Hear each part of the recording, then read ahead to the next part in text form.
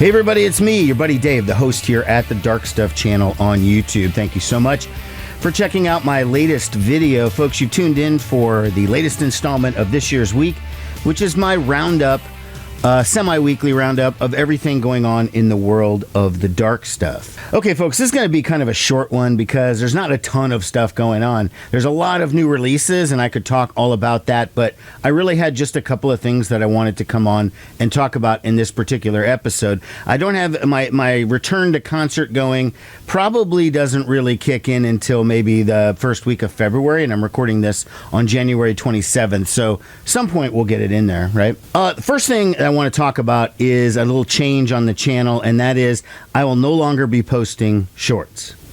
Not at all. I'm done with shorts. I don't really care for short form content. It's not for me. I'm a 53-year-old man, and I need things that are longer than a minute. But that's not the reason why I'm canceling shorts. The real reason is Jason Isbell. And let me explain. I received a copyright strike takedown order from Jason Isbell for a short that I posted last May of 2024, which was 51 seconds of Jason Isbell performing the song King of Oklahoma, one of his big songs. It was viewed, 500 or 600 times. That generated about 8 cents of revenue since it's a short, and my channel's monetized, so maybe 7 cents, 8 cents, something like that. But I was told, it says, due to a copyright request that we received, your video will be taken down by YouTube in 7 days. There's the video title, the URL, used to be. Content found in the entire video. Removal request issued by Jason Isbell. Contact info@jasonisbell.com.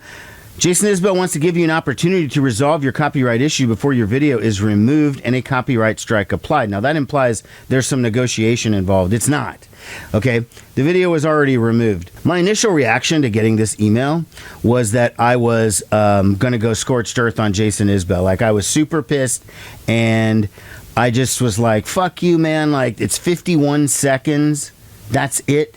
51 seconds, and nobody else seems to care about that sort of stuff. But I decided cooler heads should prevail. I'm not going to go scorched earth on Jason Isbell, because in my video that I made, which I did not post, I was like, I'm never going to mention Jason Isbell on this channel again. I'm going to delete every one of my videos where his name is even mentioned. I'm going to stop playing him on my radio show. I'm going to do all of these things.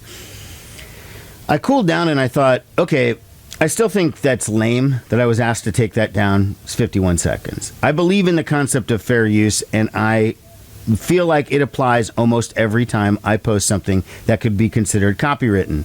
Now, number one, about this particular short, I didn't use a recording.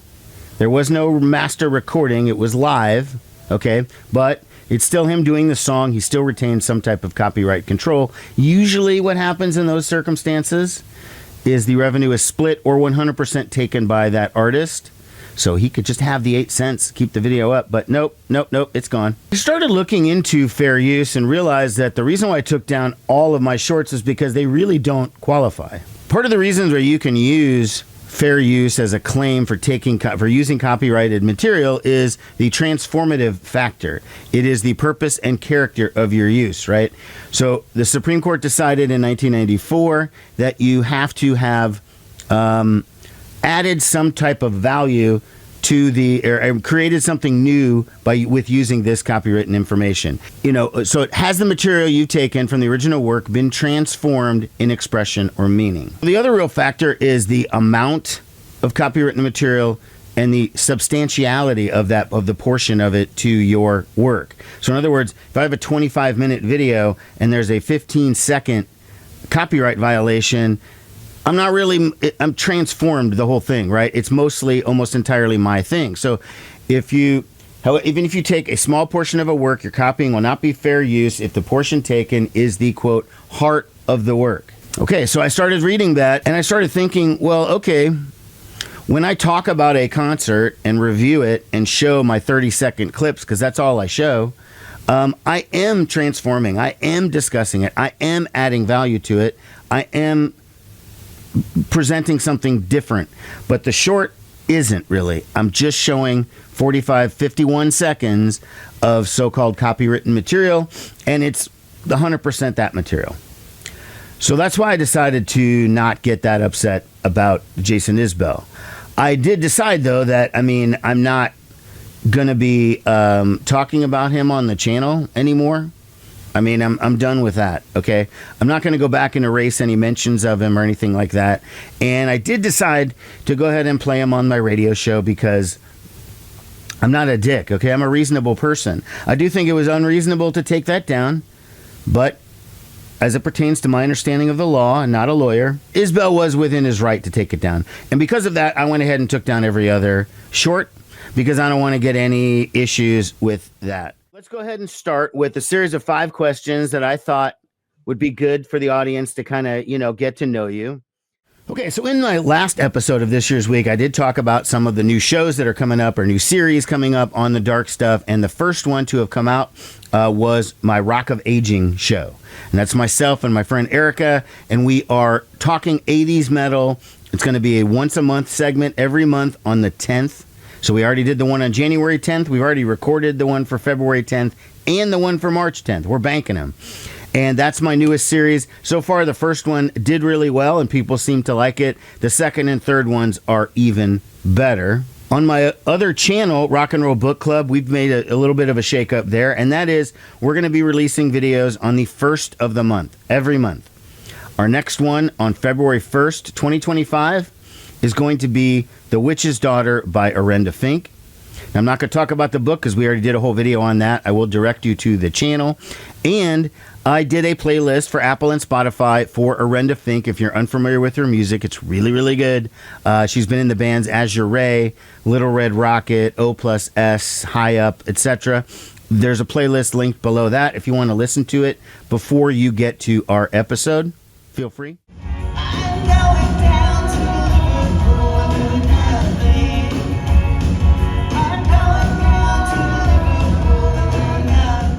The only show that I've gone to recently was that Vicky and Debbie from the Bangles show up in Madison, Wisconsin that I went to. And I did an entire video of that, so I'm not really going to take a lot of time to talk about it here. But it was my only live show for the whole month of January, so I'm jonesing for some more. But that was a really awesome one with Belly and Letters to Cleo and Silver Sun Pickup, so I did get my fix to a certain degree. There is some Bangles news, to keep up with me being your Bangles source. So, as you know, the new Bangles, the official biography, comes out on February 18th. That's pretty exciting. I'm trying to find out if there's going to be any sort of book signings or anything that feature more than just the author. The author's, I'm sure she's cool and all that, but I would only road trip or travel to a book signing if the Bangles themselves were going to be there. I'm still looking into that. Well, also tied in with the Bangles, Vicki Peterson just released a brand new single the other day called 1,000 Times. It's Vicki Peterson and John Cowsill. That's her husband. John Cowsill from the Cowsills, who are the real-life version of the Partridge Family from the 70s. They lived it for real in the 60s. That's her husband. I listened to the track. It's good. It's kind of country tinged. It sounds kind of little Laurel Canyon, early 70s, Graham Parsons type of stuff. But that is a brand new single from Vicki Peterson and John Cowsill. New album coming out later on. So there's no real announcement of anything Bangles actually together. It's just me wishful thinking that they would maybe get together for this book thing. But Susanna Hoffs does have some announcements. She's going to be performing at a tribute to Patti Smith coming up March 26th, 2025 at Carnegie Hall. And it's going to also feature Courtney Barnett, Matt Berninger of The National, Kim Gordon, Ben Harper, Susanna Hoffs, Chrissy Hine from The Pretenders, Karen O, the Kronos Quartet, Jesse Malin, Allison Mossart of The Kills, Angel Olsen, Michael Stipe, Sharon Van Etten, and more. That's going to be March 26th. 20 artists perform the works of Patti Smith to benefit music programs for kids. So that's coming up with that. Susanna will also be appearing at a festival called the Beach Life Festival, which takes place May the 2nd through the 4th in Redondo Beach, California. She is on the second day, which features Sublime, The Pretenders, Cake. Interesting. Okay. The Pretenders, interesting, and Cake. Susanna Hoffs, Skip Marley, Sugar Ray, a bunch of other people. The Friday has Lenny Kravitz. The Saturday has Alanis Morissette. I kind of think Susanna's placement is odd with like Cake and Sublime and whatever. I thought it would have been more with Alanis Morissette, Jackson Browne, and the Beach Boys who were playing on the Sunday. But either way, that is an announcement from Susanna Hoffs for an appearance. But again, nothing of the Bangles actually being together. A couple of new releases from some of my absolute favorites, and they're both coming out on the same day, March 7th, and that is the brand new album from Bob Mould. Okay, one of my all-time heroes. Here We Go Crazy, coming out March the 7th. He's got a show. He's actually coming to town on April the 14th here in Omaha or something. I'm going to have to double-check that with Craig Finn from the Hold Steady. So Bob's got a new record on March 7th, and this is his first record in almost 5 years. And also, almost on that same kind of a streak, is Swervedriver, and they're going to be putting out a new EP called the World's Fair EP. I already downloaded the first single, which is called Volume Control, and as you would expect, it's awesome. Now, just as notable almost as there being new Swervedriver is that Rick Beato, okay, famous YouTube personality, has like 1 million subscribers, and he's very, very popular on YouTube. Used to be a producer and used to be is a musician and whatever. He's the producer on a couple of the tracks of this new Swervedriver. Now, Adam Franklin of Swervedriver has been a guest on Rick's show, and I'm not going to show anything for copyright stuff, but like basically Rick Beato brought Adam Franklin on because he couldn't figure out exactly how he played certain chords on songs on Mezcal Head, so Adam Franklin showed him.